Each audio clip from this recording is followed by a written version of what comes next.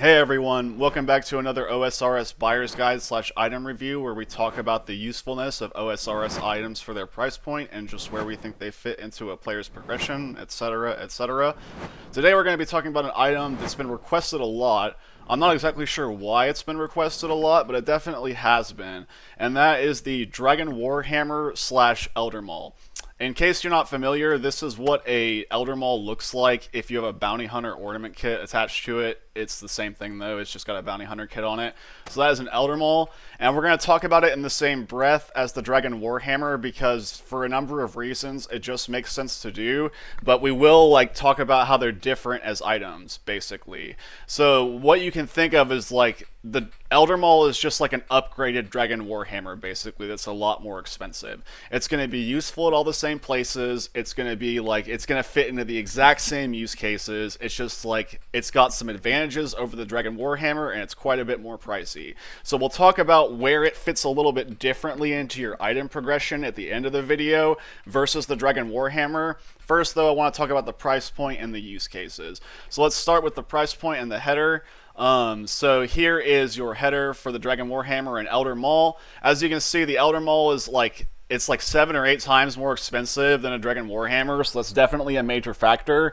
And also, the Dragon Warhammer is a pretty cheap item, I'll say. It's 17 mil. It's got a pretty low price point, which I like because it's a really important item for a player to have once they start getting into late game PvM.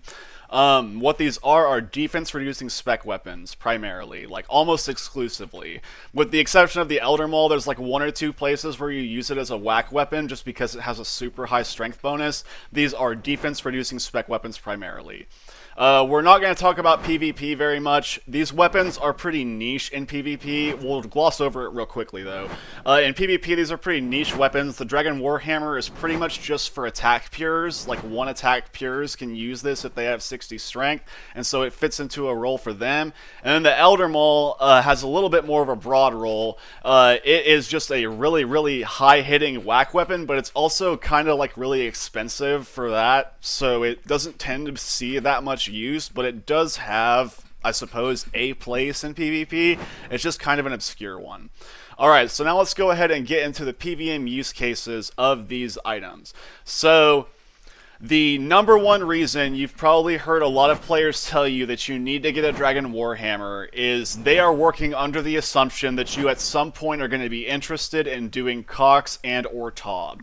And if you are interested in doing Cox and or Tob, they are 100% correct.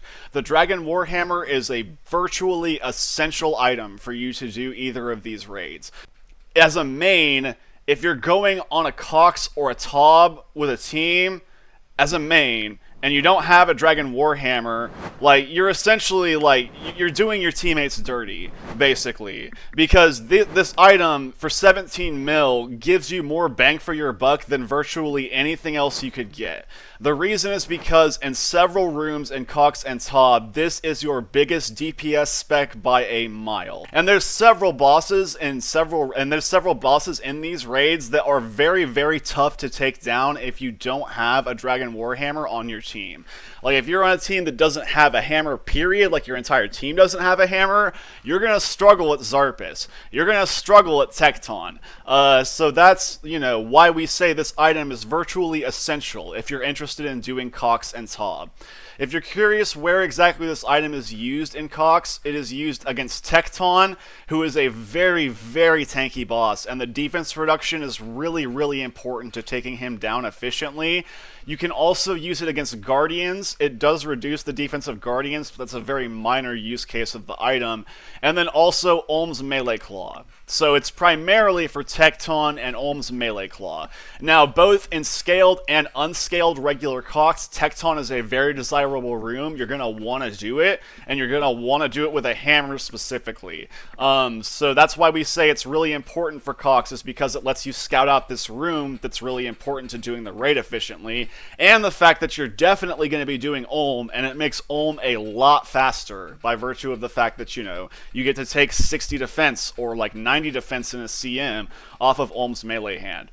At Tob, where you use this is everywhere except for Bloat and Nilo Boss. You're going to use your hammer on Maiden, you're going to use it on Soditseg, you're going to use it on Zarpus, and you're not going to use it on Verzik. You're not going to use it on Verzik, but you are going to use it on those 3 bosses, and it's very important on those 3 bosses because it's just important that you get their defense down so that you can do as much damage as possible.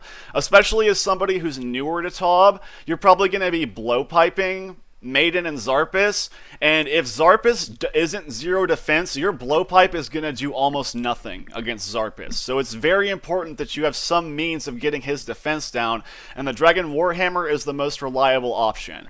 I've taken a lot of people on Tob learners. I've got like over 700 regular Tob KC and over 200 HMT KC. I've taught a lot of people Tob, and a lot of them are just like, well, I don't have a hammer, can I just bring a BGS? And it's always just like, groan, because a BGS, while it's very useful at Tob and something that you should bring alongside a Dragon Warhammer, it is not a substitute for a Dragon Warhammer at Tob. One of the main reasons is because at Soditseg, the BGS is just flatly bad. Like, you never want a BGS Soditseg, and Soditseg is a very tanky boss where defense reduction is very important. And the hammer is the only really good weapon for bringing his defense down. So that Soditseg is like the #1 reason why we say a hammer, and particularly a hammer, is very important at Tob. But it's also very helpful at Maiden and Zarpus because it takes the biggest chunk of their defense out, and then you come in with a BGS after to take out whatever's left after the Dragon Warhammer hits.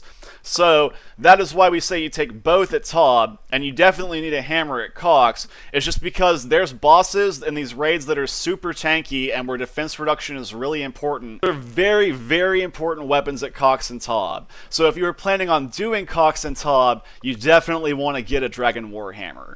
Colosseum, the hammer and maul aren't really essential at Colosseum. They are for Soul Heredit specifically, the final boss at Colosseum. You use it to bring down Soul's defense. Now, in terms of doing efficient Colosseum runs and even making your first quiver easier on yourself, yeah, they're really good. Like, bringing down Soul's defense as much as these weapons do is massive. And I'm not trying to undersell that. I'm just saying that you don't necessarily need these to do your first quiver. And I've seen people even leave these behind despite owning them just so they can bring an extra brew. I find that pretty questionable, but still the point stands that, you know, these are helpful at Colosseum, albeit not essential. At Araxor, one Elder Maul or Dragon Warhammer spec is the best way to start the fight against Araxor because that defense reduction just goes so far in helping you hit against him. So once again, it's just like your best weapon because it's just best to drain that boss's defense, and it's really good there. I won't say it's necessary at Araxor, no, not by any stretch of the imagination, but it's definitely going to bring up your efficiency a lot. And then Yama, what you do at Yama, if you're using melee against him, is you have either yourself or your teammates Soul Flame Horn you, and then, this is specifically also in duo, not just melee, but also in duo, because there has to be a Soul Flame Horn involved, or the maul or hammer simply won't hit. But if you're doing duo Yama and you're using melee, the hammer and maul are very, very good items. They are like you basically don't want to do it without it. This is one of those like essential use cases where if you want to do Yama duo with melee, you really, really want to have a hammer, because otherwise it's going to hurt your efficiency so much that you might almost just be better off doing it with magic. Corporeal Beast. Reducing Corporeal Beast's defense is a ubiquitous strategy for like almost all scale, unless you're doing like big team boosting. Yes, like draining all of his other stats is like something that's kind of, you know, become more obsolete with time, but reducing his defense is still very important, no matter how you're killing it, like I said, unless you're in a very big team where everyone's just spamming Void Wakers. In that situation, you want to have a Dragon Warhammer or Elder Maul so that you can reduce Corp's massive defense level as efficiently as possible. Like, his defense level, I think, is like, what, it's like 350 or something, so you take like 100 defense off by hitting that guy with an Elder Maul. It's really, really like the most efficient way to drain his defense, and so if you're planning on doing a lot of Corp, definitely an item that you want to have. Cerberus, I kind of put down here at the bottom, and I was kind of iffy on if I should include it or not, because Cerberus is like, I've heard that the BGS is better at Cerberus, and I could definitely see that.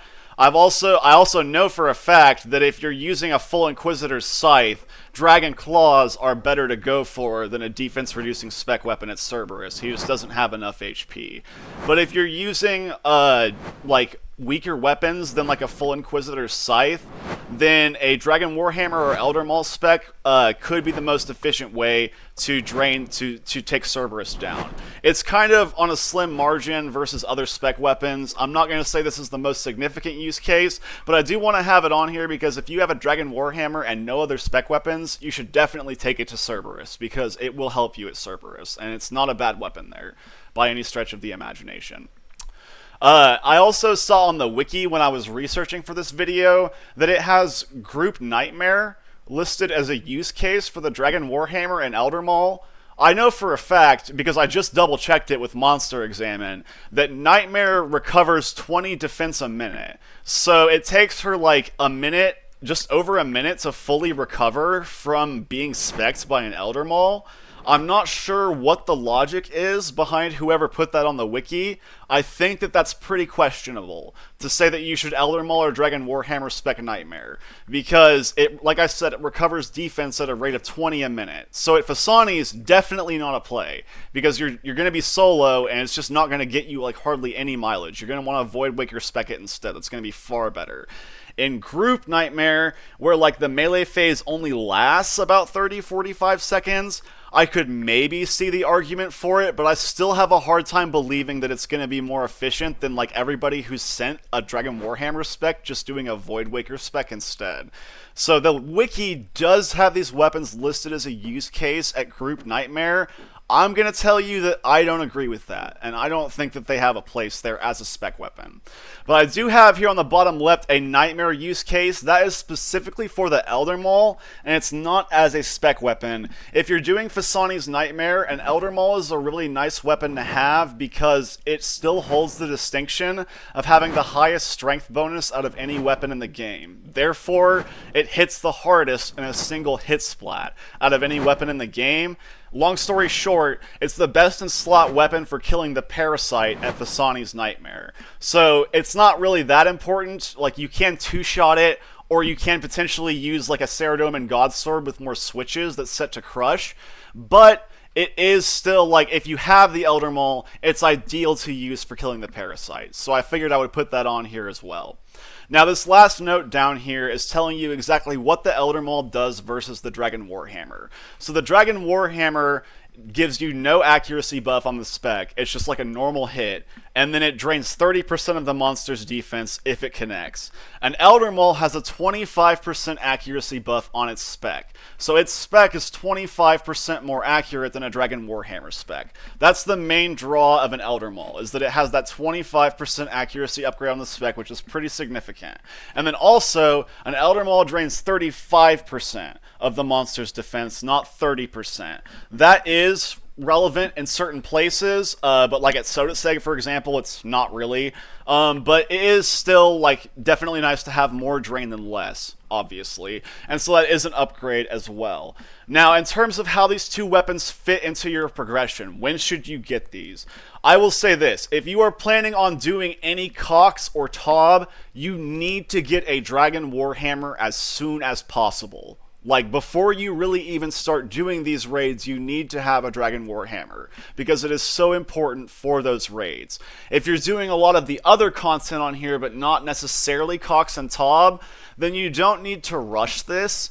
It's like really nice to have at these bosses, but it's not really essential. Like I said, it is only 17 mil though, so it is something you should look at getting. The Elder Maul, on the other hand, like the Dragon Warhammer mostly does the Elder Maul's job just fine. And the Elder Maul costs like over 100 mil more, so I would say that the Elder Maul is a fairly late upgrade, like just in a general sense. Like, you're probably going to get quite a few things before you upgrade your Dragon Warhammer to an Elder Maul, and I think that that's just the right way to go about it, because ultimately that 25% accuracy upgrade on the spec is very big, but like, the reason that you need to have, like, this weapon is so Tecton and Zarpus and Sodaseg aren't a nightmare for you. And with a hammer, that's already going to be accomplished. So I would say that like once you already have like once you have like enough money to go around, basically, that's when you upgrade your Dragon Warhammer to an Elder Maul, and not before that. It's definitely one of those late game upgrades that's kind of, you know, more, I'm not going to call it a luxury item,